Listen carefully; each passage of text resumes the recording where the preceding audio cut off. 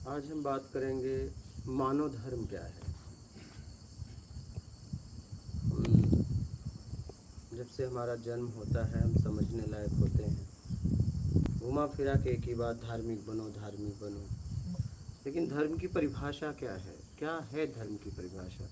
क्योंकि मानव हम हैं और हमें धर्म से जुड़ना है। बाकी किसी भी पृथ्वी पर अन्य जीव और हैं, कभी नहीं बोला जाता कि इस जीव को धार्मिक बनाओ। वो किसी के दरवाजे पे जाके पल लेता है, ना उसकी कोई जात है न धार्मिकता है, कुछ नहीं। बस मानव को बोला जाता है कि आप धार्मिक बनो। तो अब पहले तो हमें समझना पड़ेगा कि धर्म की परिभाषा क्या है। क्या है धर्म? क्या ये संप्रदाय, मजहब, ये परंपरा, क्या ये धर्म है? नहीं, ये धर्म नहीं है। एक समूह है, एक समूह है। समूह किसी के लिए काम कर रहा है, ये धर्म नहीं है। धर्म की परिभाषा है जब आपके द्वारा किसी ज़रूरतमंद की सेवा होती है तो इसे परोपकार कहते हैं, और उसके अंतर आत्मा से आपके लिए आशीर्वाद निकलता है। वो आशीर्वाद हमें धार्मिक बनाता है। अब आपसे कोई कहे कि मैं आपको धार्मिक बना सकता हूँ, तो आप उसे कहिए कि मुझे अधार्मिक बनाओ पहले। तो वो कहेगा धार्मिक के लिए आपको कर्म करना पड़ेगा। वैसे धार्मिक होने के लिए भी आपको कर्म करना पड़ेगा। आप किसी से जुड़ के, किसी मजहब, किसी पंथ, किसी संप्रदाय से जुड़ के आप कभी धार्मिक नहीं हो सकते, कभी नहीं। किसी स्कूल में नाम लिखाने से कभी आपको डिग्री नहीं मिल जाएगी, उसके लिए कई परीक्षाएं आपको पास करनी पड़ेगी। आप ये सोचिए कि नहीं, मैं किसी कॉलेज, यूनिवर्सिटी, स्कूल में नाम लिखवाने से और मुझे डिग्री मिल जाए, नहीं। उस डिग्री के लिए पढ़ाई करनी पड़ेगी, और बहुत लोग को पढ़ने के बाद भी योग्यता नहीं मिल पाती है। तो धार्मिक बनना इतना आसान नहीं है, ठीक है। अब मैं यहीं की घटना ले रहा हूँ, आप इस व्यक्ति को लीजिए, उधर कैमरा लीजिए। इस व्यक्ति को कल चोट लग गई, ठीक है। इस व्यक्ति को कल, आप हाथ दिखाइए, देखिए इनको चोट लग गई। अब ये दाहिने हाथ में चोट लगी है, भोजन करने में परेशानी हो रही है। अब ये व्यक्ति भोजन भी कर रहा है, अब थाली धोने की बारी आई। तो मैं इतना लोगों से, यहाँ जितने लोग हैं उनसे पूछना चाहता हूँ कि किसी ने भी इस व्यक्ति को कहा, इतने दिन से आप यहाँ रह के सत्संग सुन रहे हो, परोपकार करो, ज़रूरतमंद की सेवा करो, क्या ये ज़रूरतमंद नहीं दिखा कि दोनों हाथ से थाली कैसे धोएगा? उसकी उंगली में चोट आ चुकी है, उंगली भीगेगी तो उसको और भी तकलीफ हो। क्या इतने लोग थे, किसी को दिखा कि ये आदमी ज़रूरतमंद है? और आप यहीं रहने के बाद भी किसी को दिखा? बताओ, आपने इसकी थाली लेके धोई। आज मैं देखा वो भोजन करके वहाँ टंकी पे खड़ा था, मैं बोला क्या कर रहे हो? तुम कुछ मत करो, क्योंकि तुम अगर धोओगे कुछ तो तुम्हारा हाथ गीला होगा। तो बोले थाली धो रहा हूँ। मतलब तुम खा लो, थाली मत धो। ऐसी बात है तो मैं धोऊंगा। लेकिन मैं आप लोगों से पूछता हूँ कि आप लोगों को ये नहीं दिखा? क्योंकि उधर आप लोग हो, मैं तो इधर हूँ। वो आपके सामने खा रहा है और थाली धोने जा रहा है, वो आपको जरा सा भी नहीं लगा कि ये व्यक्ति कैसे थाली धोएगा? बोलिए, आपसे पूछ रहा हूँ, आपसे पूछ रहा हूँ, जितने लोग भी यहाँ हैं मैं उनसे पूछ रहा हूँ, क्या ये दृश्य आपको नहीं दिखा? कब देखोगे आप? कब देखना सीखोगे? आपके सामने एक जरूरतमंद पीड़ित है, सामने ही है, और आप उसकी थाली नहीं धो सकते? वो भोजन कर रहा है, क्या उसकी इतनी सहायता नहीं कर सकते? आप जहाँ हो वहाँ पे आप कर्म करके धार्मिक बन सकते हो। हर जगह परोपकार करने के लिए मौका मिलता है, प्रकृति देती ही देती है। आज आपको मौका मिला, लेकिन कोई इस बात को समझ नहीं पाया। पता नहीं कहाँ जाके धर्म करोगे।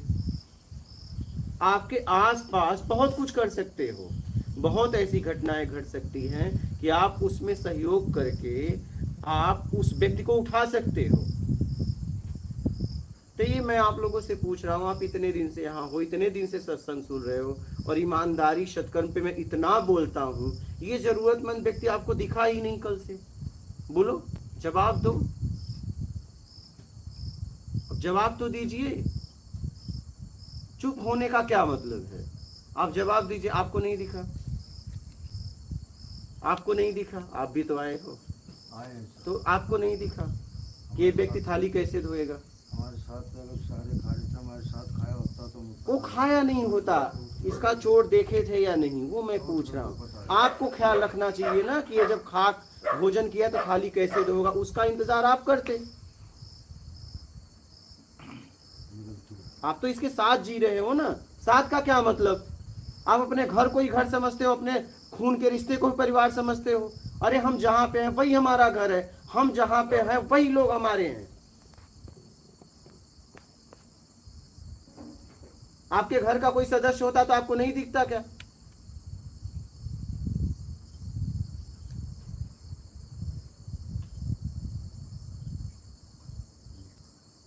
अरे भाई हम जहां पे रह रहे हैं, जिसके साथ रह रहे हैं वही हमारा घर, वही हमारा परिवार है। आप लोग तो घर कुछ और समझते हो और दुनिया कुछ और समझते हो। हम जहां पे रहते हैं वही हमारा घर है, हम जिसके साथ जीते हैं वही हमारा परिवार है।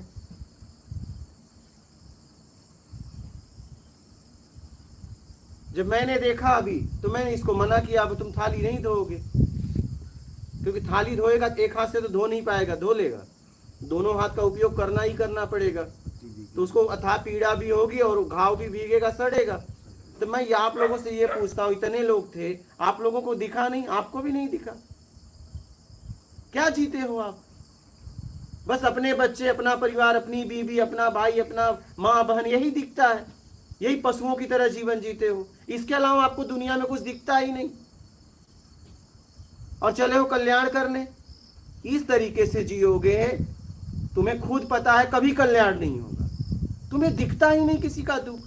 तुम्हें दुखी वही लोग दिखते हैं जो तुम्हारे खून के रिश्ते हैं, तुम्हारे माँ से पैदा हुए हैं, तुम्हारी बहन से पैदा हुए हैं, तुम्हारे भाई से पैदा हुए हैं। उनके अलावा तुम्हें दुनिया में दिखते ही नहीं लोग। मुझे इस व्यक्ति को निकल के बोलना पड़ा, वो भी मैं तो देख लिया कि वहां खड़ा है। क्यों खड़े हो भाई? थाली धोना। क्यों तुम थाली धोगे? जब तुम्हें चोट लगी, हम किस लिए हैं? साथ में रहने का मतलब क्या है? फिर हम एक दूसरे की सहायता नहीं कर सकते हैं, फिर साथ में रहने का क्या मतलब है? मैं आप लोगों से पूछता हूं, आप लोगों को दिखा नहीं?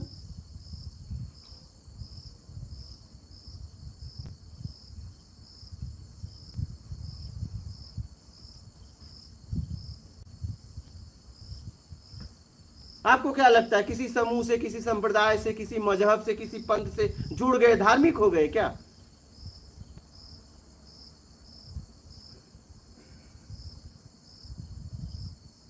आपके द्वारा क्या हो रहा है उससे आप धार्मिक हो सकते हो, और उससे आप अधार्मिक हो सकते हो।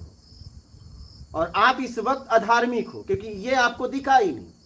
ये जितने लोग आप हो अधार्मिक हो क्योंकि आपको एक जरूरतमंद व्यक्ति दिखा ही नहीं।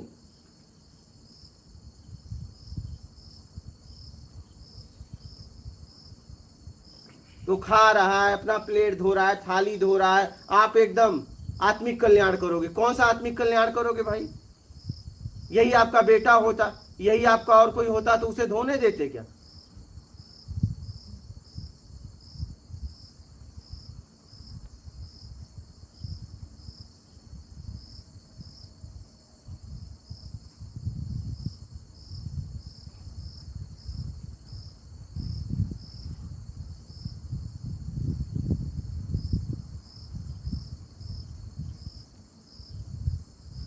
पहले अपने अंदर मानवता लाओ।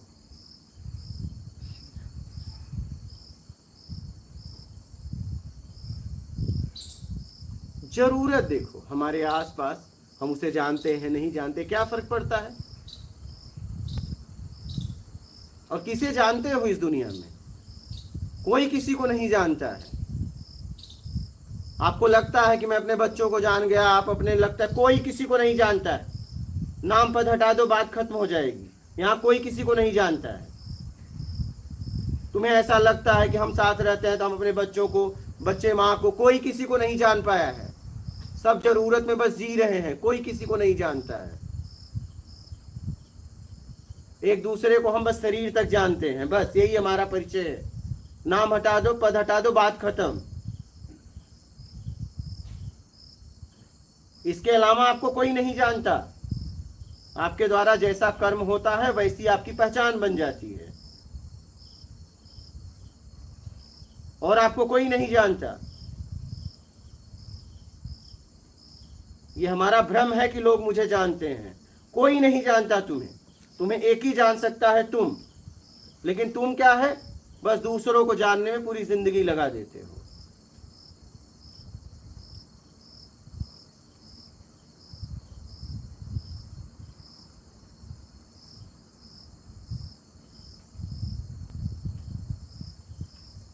आप जरा इस पे चिंतन करिए। आप लोग इतने समय से सत्संग सुन रहे हो, अपने आप को आध्यात्मिक भी कहते हो, अपने आप को धार्मिक भी कहते हो मैं इतने साल से धर्म कर रहा हूं, और एक आदमी पीढ़ी सामने दिख रहा है, आपके सामने प्रत्यक्ष, और वो आपको दिख ही नहीं रहा है।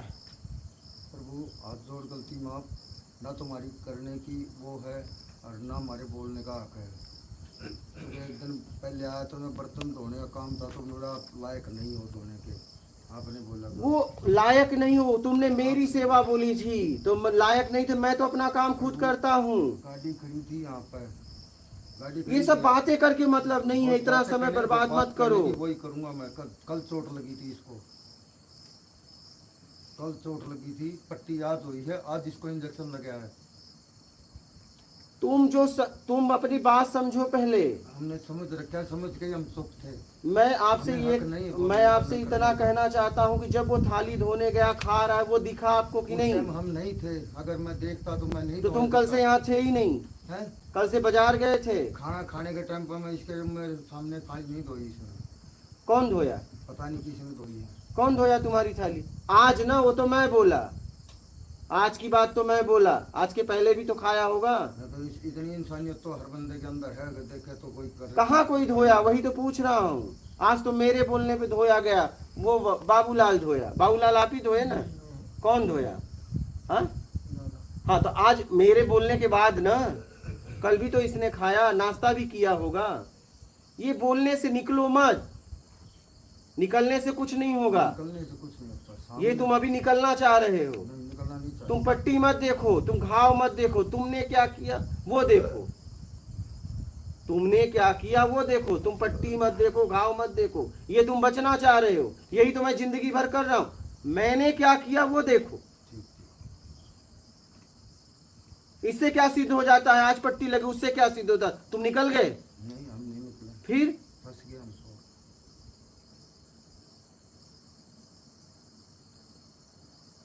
ये अपने आप को बचाने का उपाय खोज रहे हो। तुमने क्या किया, तुम्हारे द्वारा क्या हुआ वो देखो। ये तो तुम बचना चाहते हो।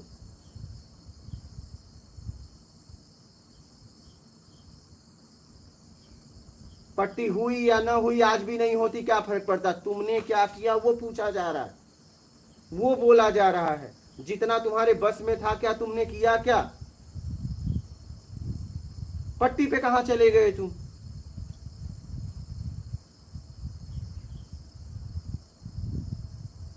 पट्टी होने से क्या मतलब था? पट्टी होता तो तुम थाली धोते, पट्टी होता तो थाली धोते। पट्टी से क्या मतलब? पट्टी की तो यहाँ बात ही नहीं हुई है। भगवान पट्टी होने के बाद भी नहीं तो पट्टी से क्या मतलब? पट्टी हुई न हुई, बात ये है मैं कहाँ तक उसकी सहायता किया, ये देखना है मेरे बस में क्या था। रही बात, आपने बर्तन मांजने की बात की, तो मैं खुद सक्षम था। अगर मुझे चोट लग जाती, कुछ मुझे हो जाता तो बात अलग थी, मैं किसी से सेवा लेता ही नहीं। तो आप तो अपना अलग बनाते थे भगवान। तो मैं तो अलग बनाता था। तो साधुओं का था पतीला। तो कौन मांजता था? तो वो अशोक हाँ, था। वो भाई देखिए, यहाँ पे क्या होता है, यहाँ पे जैसे तुम आए, तुम्हारे घर मेहमान आए, क्या पहले दो दिन सेवा ही दे दोगे? अरे भाई कुछ दिन रुकेगा, पहले 2 दिन तो जाने दो, आते उससे बर्तन मजवाने लगो। कितने दिन रुके थे? 2 दिन। तो 2 दिन में तुमसे क्या बर्तन मजवाया जाए? एक दिन आया आदमी, विश्राम किया, अब उसे तुरंत उसे बर्तन ही दे दो मांजने के लिए। यही मानवता है क्या? कोई तुम्हारे दरवाजे पे, तुम कितनी दूर से आए थे? हरियाणा की तरफ से आए थे, अब तुम इतने घंटे गाड़ी चला के आए और पता चला तुम्हें बर्तन मांजने को दे दी। यही मानवता है? यही धर्म सिखाता है क्या? कोई आपके यहाँ आया, पहले उसे विश्राम कराइए, 1-2 दिन उसे आराम तो करने दीजिए। 1-2 दिन आराम करेगा, फिर अगर जरूरत पड़ी तो सेवा ले लेगा, और नहीं जिसके लिए आया है वो करे। तुम्हें आने में कितना दिन लगता है, कितना समय लगता है? 2 दिन गाड़ी चला के आए और हम तुमसे बर्तन मजवाएं, और 2 दिन तुम रुके, 2-4 महीना रुकते तब तुम्हें सेवा देता कि भैया चलो एक काम करो। वो भी सेवा कौन सा, आप लोग अपना काम करो। तो बचने का प्रयास मत करिए। आपने क्या किया वो देखो, गलती का एहसास कर पाओ तो कर पाओ। है इतना हम निभा सकते हैं कि इसके साथ ही रहना था हमने एकदम ये हाँ, ये अगर खाने के बाद उठता है तो थाली छीन लेना चाहिए था, नहीं तो मत धो, इसका इंतजार करना एकदम हमारा काम है। जरूरतमंद का हमें इंतजार करना है, क्योंकि जरूरत उसकी है, वो संकोच दबाव में नहीं कहेगा। वो तो भाई ने जैसे बोला कि गाड़ी खड़ी है, तो कल इसने ऑप्शन देना चाहिए था कि गुरुजी अभी गाड़ी तो खड़ी है, अभी ले जाते हैं भाई। इन्होंने तब भी नहीं बोला ना ये बात, इनको ये गाड़ी खड़ी थी, मैं संकोच में नहीं बोला, गलती तो तो हमारी संकोच नहीं करना चाहिए था वहाँ पे, बोलना चाहिए, बोलना मौके चाहिए पे आपको बोलना चाहिए, गलती हमारी है। संकोच नहीं करना चाहिए था। कभी भी मौके पे बोलना चाहिए कि भैया मैं साथ में हूं, मैं साथ में हूं, बोलना चाहिए। और हमें जरूरत में सेवा करना चाहिए, कोई भी हो। आप रिश्ता नाता ये सब मत देखिए, आप जरूरत देखिए मैं आपको पहले रखना चाहिए। एकदम। मैं इस लायक हूं और मैं इसमें सक्षम हूं, मैं क्या सहायता करूं, मैं क्या सहयोग करूं। दूसरे का इंतजार नहीं करना चाहिए। अरे दूसरा कौन, हम सक्षम है तो वो क्यों आए। हाँ, जैसे इस व्यक्ति को मैंने कहा कोई नहीं धोएगा तो मैं धोऊंगा। मैं जब सक्षम हूं तो मैं और किसी का इंतजार क्यों करूं कि वो करें।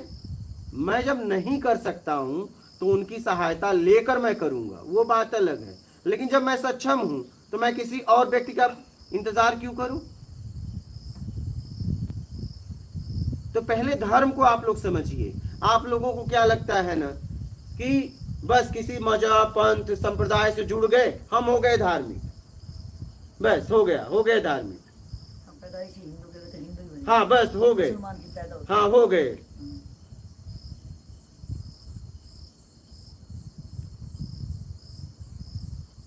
मानव धर्म का मतलब है आप किसी जरूरतमंद के काम आ रहे हो तब आप मानव हो, और यही मानव धर्म है।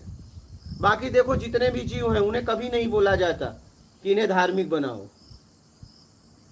उनके मजहब नहीं है, उनके पंथ नहीं है, उनके संप्रदाय नहीं है।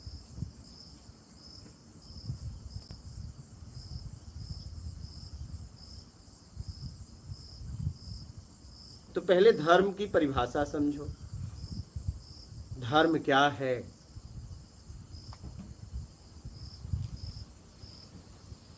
और परोपकार धर्म है। परोपकार का मतलब जरूरतमंद की सेवा। इसे बहुत गहराई से समझ लो, क्योंकि आप पे थोप दिया गया है क्या कि बस आप यहाँ जुड़ जाओ, बस धार्मिक, और जिंदगी भर बेईमानी करो, क्या जिंदगी भर लोगों को सताओ, हो गए धार्मिक, तार देंगे तुम्हें, क्या तुम्हें तार देंगे, तुम्हारा कल्याण हो गया।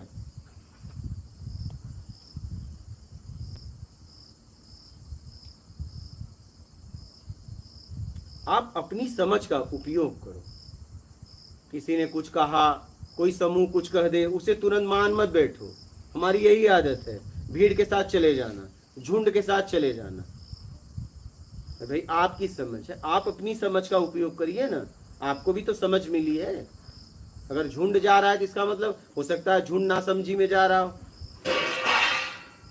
झुंड नासमझी में जा रहा है, ये हो सकता है कि नहीं हो सकता है।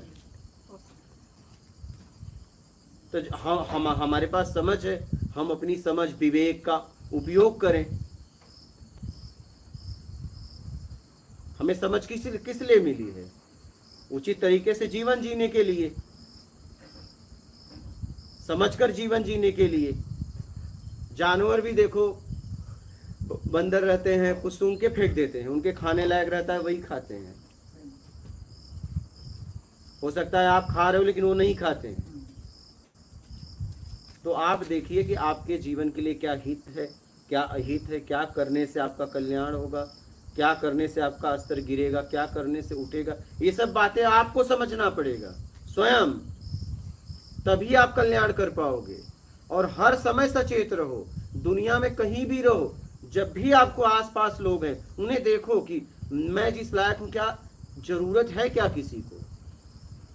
और जैसे ही जरूरत लगे आप सामने से खड़े हो जाओ कि मेरी योग्यता सामर्थ्य ये है और मैं आपको ये सहयोग कर सकता हूं। कम से कम उसे एक ऑप्शन तो दो। और वो बेचारा संकोच में किसी से कह भी नहीं पा रहा है। क्या वो अपने घर पे होता या तो आपका कोई परिवार होता तो आप करने थोड़ी नहीं देते।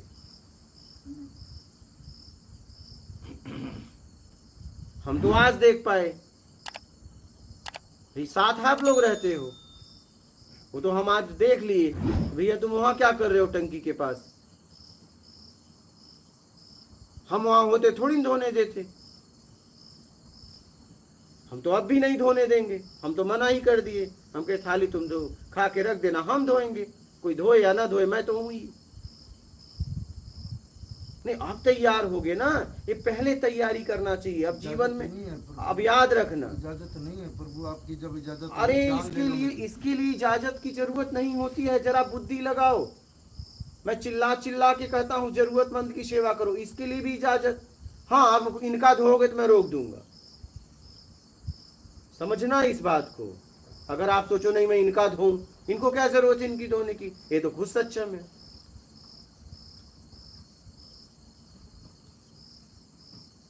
जरूरतमंद की सेवा लेने के लिए इजाजत की जरूरत ही नहीं है, उसकी भी इजाजत की जरूरत नहीं है। कभी कभी उस व्यक्ति की भी इजाजत की जरूरत नहीं है। कोई गिर गया तो हम इजाजत लेंगे कि उठा के रखेंगे। इजाजत देने लायक है या नहीं है, हम उसकी इजाजत लेंगे कि तुरंत उसे खींच के बाहर करेंगे। हमें जरूरतमंद की सेवा करने में इजाजत नहीं लेना चाहिए।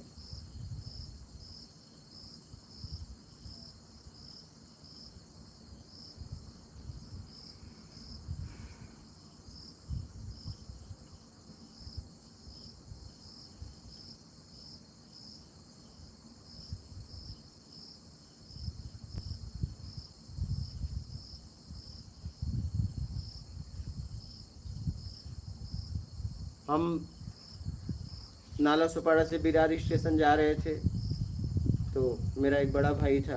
अब एक माता जी थी, उनके पास बहुत बोझा था।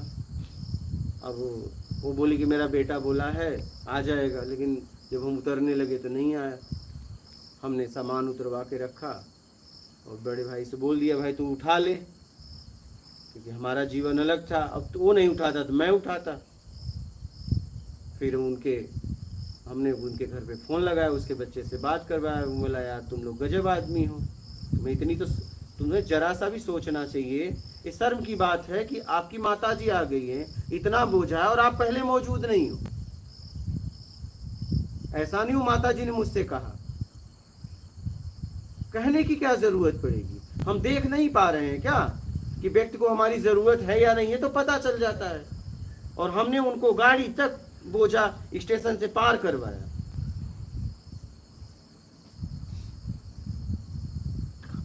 बोलने की क्या जरूरत है।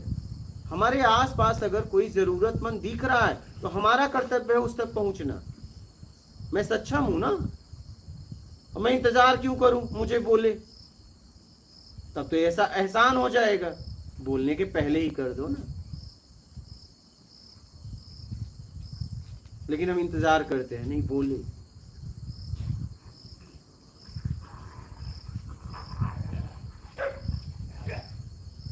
तो अपने अंदर मानवता लाओ और अपने आसपास देखो क्या हो रहा है। जहां भी हो दुनिया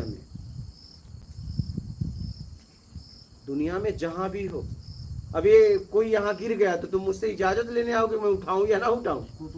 हाँ, तो फिर तो ऐसे ही जरूरतमंद के लिए इजाजत लेने की जरूरत नहीं होती है कि मैं इसे उठाऊं कि ना उठाऊं।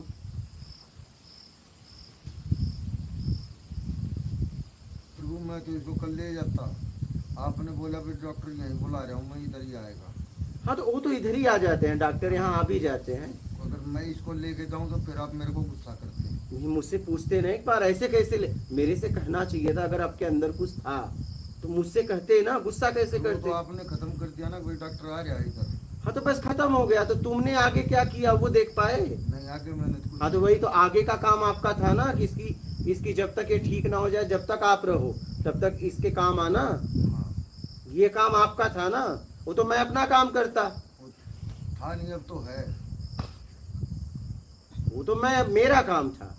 आपका क्या काम था वो देखो, क्योंकि आप इसके साथ रहते हो, समझना इस बात को। आप लोग साथ में रहते हो तो साथ का मतलब यही होता है,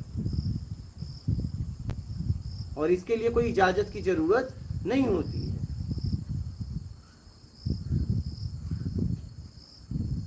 तो इस बात को गहराई से समझ लो। मानव धर्म क्या है, धर्म क्या है, धर्म की परिभाषा बहुत गहराई से समझो।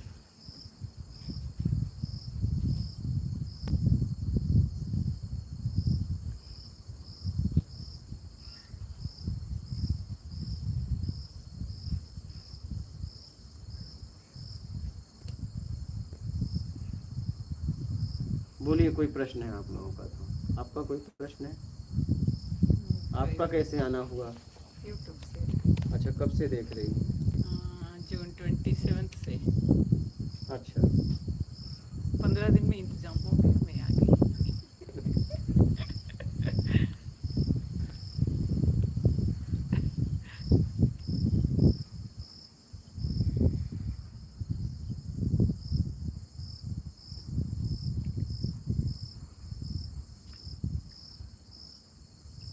क्या ऐसी बात समझ में आ गई कि आ गई आप? मैं 4 महीने से आपको ढूंढ रही थी, आप मिल गई। ये बहुत लंबी कहानी है, मैं आपसे प्राइवेसी में बात कर सकती हूँ ना? हाँ ठीक है, प्राइवेसी में कर सकती हैं। अगर सार्वजनिक भी कुछ कहना चाहें, इससे लोगों को भी प्रेरणा मिले, लोगों को भी कुछ समझ में आए, तो कर सकती हैं। हाँ, मैं 25 साल से एक ऑर्गेनाइजेशन से जुड़ी थी।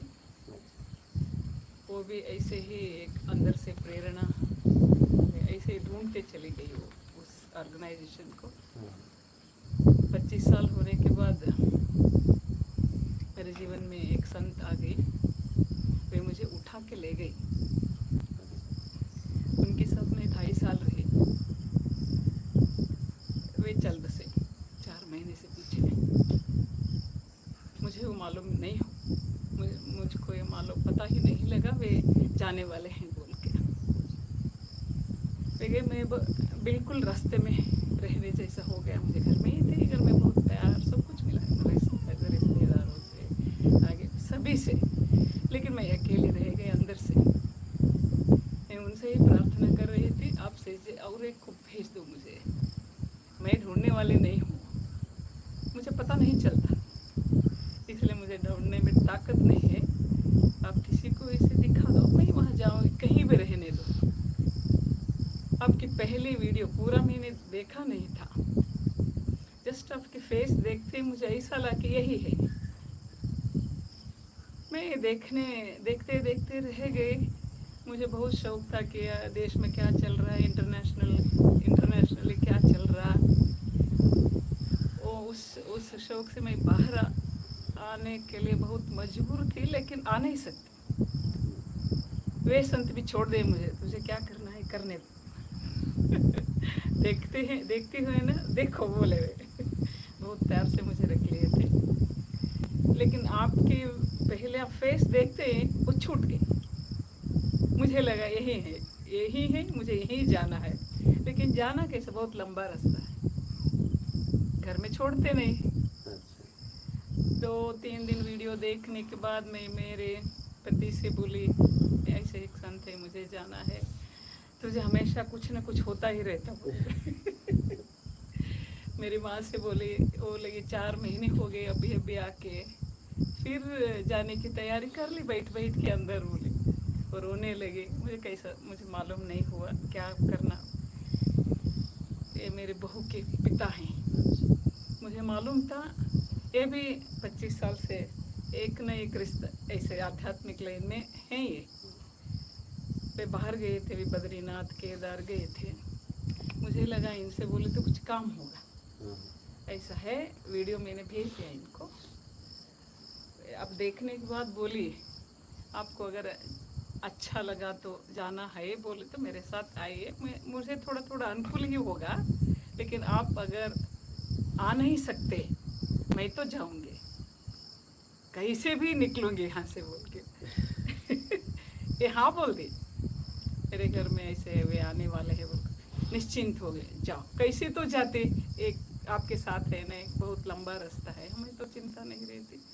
अच्छा, वे आते ना, सब कुछ इंतजाम अपने आप हो यहाँ आने तक।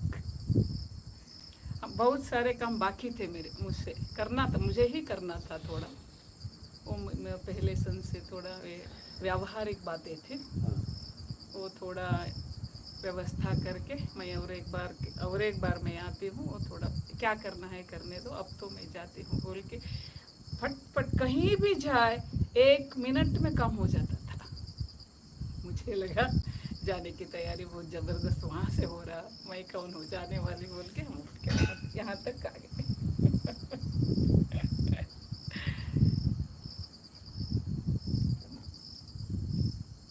आपके आशीर्वाद है, मेरा कुछ नहीं।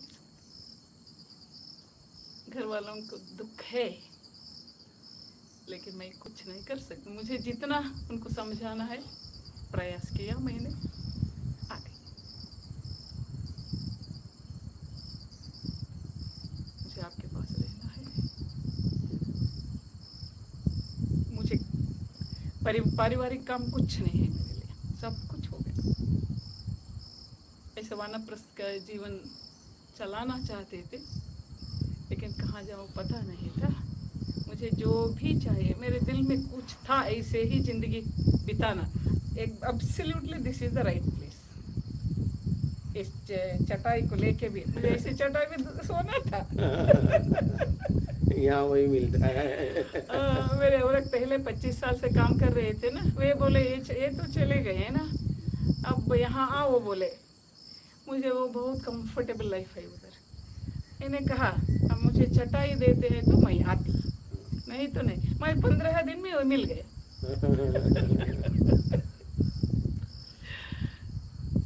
मैं आनंद में हूँ,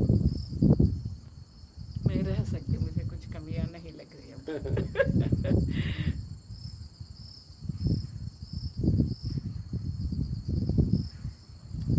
जीवन में कमी तो तब लगती है जब आप वहाँ नहीं होती। मतलब मालूम नहीं। जहाँ आप हैं वहाँ अगर आप नहीं हैं, कुछ भी अगर हो तो भी कमी है। और आप अगर हैं अच्छा, वहाँ पे, हाँ हाँ, जहाँ आप हैं, अच्छा अच्छा, तो फिर कोई कमी ही नहीं है। ठीक है। वही बहुत गादी पलंग उसके वहाँ सोते थे ना, लेकिन मुझे बाद में नीचे तो सोने दीजिए, मुझे वो पलंग नहीं चाहिए, गादी नहीं चाहिए बोले तो कुछ न कुछ होता रहता तेरे को। तो यहाँ तो यही मिलेगा। अब तो गादी पलंग मांगेंगे तो ही नहीं मिलेगा। इसीलिए वो बहुत अच्छा लगा। आप वो क्या बोलते तकिया ना, हाँ, तकिया। उसी दिन छोड़ दिया मैंने। प्रैक्टिस कर रहे थे चल 15 दिन से तो तकिया छोड़ के। हाँ, योग्यता पाने के लिए कुछ न कुछ करना पड़ता था। मुझे तकिया बिना सो के ये थोड़ा आदत नहीं थी मुझे, इसलिए वो छोड़ दिया मैंने। आराम से नींद करने लगी। दिन दोपहर में सोना नहीं बोले थे ना, दोपहर का सोना छोड़ दिया मैंने। बहुत अच्छा रहा, बहुत अच्छी तरह से मैं सो सकती थी वो ये सब कुछ छोड़ने के बाद। बहुत अच्छी नींद आने लगी।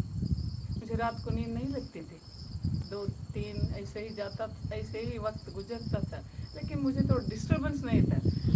नहीं आती नींद, नहीं आती, बस क्या करने का है, ऐसे ही रहने का बोल के रहते थे। लेकिन जब आपके ये थोड़ा ये वीडियो देखते देखते रह गए, मुझे कब नींद लगती थी पता ही नहीं होता।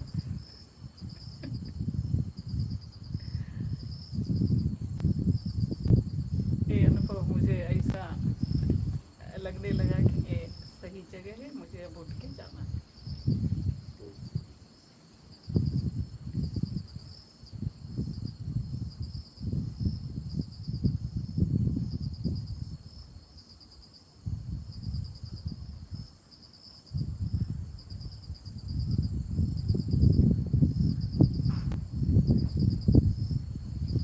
आप बोलिए। बोलिए, कुछ कहना चाहें तो। नहीं, ऐसा कुछ नहीं है। आपका सत्संग सुनते सुनते पहले एक वीडियो देखी, ये मुझे वो फॉरवर्ड करी। हम दोनों पिछले 30 साल से पहचान में है। पहचान में ही मेरी बेटी को इनके बेटे को दे दिया मैं। ऐसा ही अब समझे हो गए हम। हाँ, और दूसरे बात बोले तो हमारा वो वी आर लाइक माइंडेड। मैं जो भी सोचता हूँ ये भी वही सोचते रहते हैं। ये वो आपका वीडियो देख के ये मुझे फॉरवर्ड करी, मैं भी देखा। देखने के बाद इनके दिल में आया कि जाके ज़िंदगी भर वहीं रह लेंगे। हाँ, और इसलिए सच सोचा। आपकी सत्संग में जो एक बात होती थी ना, एक बात मुझे बहुत खटकने लगी पिछले 15 दिन से। अपनी इंद्रियों से बेईमानी मत करो। एक सत्संग में आप बोल रहे हैं, इंद्रियों से ईमानदारी। इंद्रियों से ईमानदारी, मुझे ईमानदारी तो सुना, हम लोग बैंक में काम करते करते बहुत ईमानदारी की बात की, वो सब वो, लेकिन ये मुझे बहुत दिल में बस गया। मुझे ईमानदारी की बात जब भी आप करते थे सत्संग में, वो बहुत दिल छूता था मुझे। ईमानदारी का इतना एलाबरेट सब्जेक्ट है तो मैं कभी सोचा था नहीं। इसलिए वही I wanted to have that experience. ईमानदारी का जो आप बोल रहे हैं, I wanted to have that experience. इसलिए मैं इनके साथ बोला चलो दोनों मिल के जाएंगे। इतना दूर रहने दो इनके घर में। मैं आने की वजह से इनके घर में भी छोड़ दिया। मेरे पत्नी तो मुझे जब भी खुला छोड़ दिए। अब पिछले 25 साल से अब मैं योगासन, ये प्राणायाम और मैं ध्यान सिखाता हूँ। मैं अच्छा, pranayama, I am the teacher of pranayama. Pranayama सिखाते सिखाते मैं अलग अलग बैंक में जब भी टाइम मिलता है, मैं अपने गुरु के साथ मैं दूसरे गांव को जाता था मैं। इसलिए मुझे मेरी पत्नी वैसा सीरियस नहीं थी। अब बोली, अब you if you want to have the good experience, then you get go and have the experience. So दोनों मिल के निकले। एक मेरी बेटी हैदराबाद में रहती है, वो रिजर्वेशन वगैरह करके यहाँ का पता लेके भेजी मुझे। अगर एक वक्त तो एक वीक पर नहीं आए बोले तो मैं आ जाऊंगी। एक हफ्ते का परमिशन दिया मुझे मेरे घर में। मैं बोला एक हफ्ते में नहीं जमता। If I want to have the experience, I have to be there for more than 3 to 4 months. Otherwise, I don't have the experience. बल्कि ऐसे ही बात करके निकले। अब ऊपर का भगवान जाने कितना दिन यहाँ हम लोग टिक पाते, कितना दिन एक्सपीरियंस ले पाते, वो बात देखना। ये तो एक हफ्ते के लिए आए हैं आप। मैं नहीं। हाँ, वही कह रहा हूँ, ये तो एक हफ्ते के लिए आप तो आई हैं। मुझे कोई पाबंदी नहीं है घर का। मैं माँ बन के, पत्नी बन के जो कुछ काम संबंधियों के लिए, सभी के लिए जो कुछ करना था मैंने कर दिया। अब थोड़ा व्यावहारिक काम रहते हैं, उस वक्त जाने के लिए परमिशन है, बोले है ना। मुझे यहाँ से इंदौर से बेंगलुरु तक फ्लाइट है। हाँ, बेंगलुरु में बेटी रहती। मैंने कहा आप तो मेरी माँ है, तड़प रही है थोड़ा। दिल को मुझे भी लगता है, लेकिन क्या करो, पति हैं वे दोनों। आप बोलते हम ये कहाँ निकलते हैं यहाँ से, आप दोनों बेंगलुरु आइए, मैं भी बेंगलुरु आती। हम भेज जगह तो मिल गई ना। अब साइन गिन कहाँ कहाँ करना है, इमरजेंसी हो तो मैं गुलबर्ग में, हम गुलबर्गा में रहते। जरूरत पड़े तो मैं गुलबर्गा आती, नहीं तो नहीं, बेंगलुरु से इधर। कुछ काम नहीं मेरे लिए घर में। ये अच्छा है, बेकाम हो गई हो। बेकाम। बेकाम भी नहीं कर सकते। इन्होंने, मुझे जहाँ तक लग रहा है, इन्होंने अपनी लाइफ को बड़ी व्यवस्थित तरीके से जिया होगा। अदरवाइज इतनी उम्र में तो आदमी इतना अंगेज कर लेता है अपने आप को। बेकाम का मतलब है कि हम जितना फैलाए थे, इन्होंने फैलाया नहीं हाँ। होगा। इन्होंने बड़े व्यवस्थित हाँ। ढंग से अपनी लाइफ को वो किया होगा, जो हाँ। रिजल्ट लेके आया कि इन्होंने बोला कि मैं वानप्रस्थ आश्रम में जीना चाह रही हूँ। जो खुद की डिजायर होती है बंदे की, वो मतलब कम्प्लीटली देखा जाता, पास्ट बड़ा अच्छा दिया होगा इन्होंने। हाँ, शुरुआत में जब हम कुछ करते हैं तो उसे एक तरह से फैलाना कहते हैं। उस फैलाने में इन्होंने अपना जितना कर्तव्य दायित्व सजगता था, से जिया है। हाँ, सचेतता से जिया। जितना दायित्व था, कर्तव्य थी, ड्यूटी जिम्मेदारी थी, निभाते हुए अपने आप को निकाल लिया। बहुत- बहुत अच्छा। बहुत- आपने निकाला। मुझे बहुत आश्चर्य लगता कि कहाँ का ये मध्य प्रदेश, कहाँ जाना है, कहाँ है वो गुलबर्गा, कैसे जाना। मुझे यहाँ पे क्वेश्चन आता है, ऐसी स्थिति मेरी थी, ऐसे है कि ये बार बार इनके हो भाव भर के भी निकल रहा है कि आपकी कृपा से है, तो समझ नहीं आता कि जैसे कि भगवान की वो संतों की वो सब पे कृपा करते हैं। सूरज कभी नहीं किसी पे ये कहता कि ये भाई ये पापी इसको तो ताप कम दूंगा, बारिश होती है कभी नहीं करती, गरीब के घर कम भर, तो उनकी कृपा सतत रहती है। तो क्या हमारे ही कर्म ऐसे होते हैं? क्या होता है यहाँ पे, मतलब दोनों चीज। आपके कर्म, आपके जैसे कर्म रहते हैं वैसे ही कोई किसी ने रूप में देने चला आता है, कोई किसी रूप में देने चला आता है। कर्म आपका, मतलब आप जो बोलते हो जीवात्मा, वो आत्मा परमात्मा, तो जीवात्मा ने मतलब समझ लिया है उसने कि तेरा ठिकाना, तेरा जो सेंट्रल पॉइंट है जहाँ से आप छुड़ गए हो, तो उधर उसने रुक कर लिया, तो उस तक पहुँचाने के लिए कोई ना कोई निमित्त बन जाएगा। हाँ, वो इतनी तरल हो गई जीवात्मा ने यूटर्न लिया, वो इतनी तरल हो गई कि वो अहोभाव से जो भी सामने आएगा उसको थैंक्स करती चली जाएगी, उसको धन्यवाद देगी, और कोई न कोई सहायता करने वाला मिल जाएगा।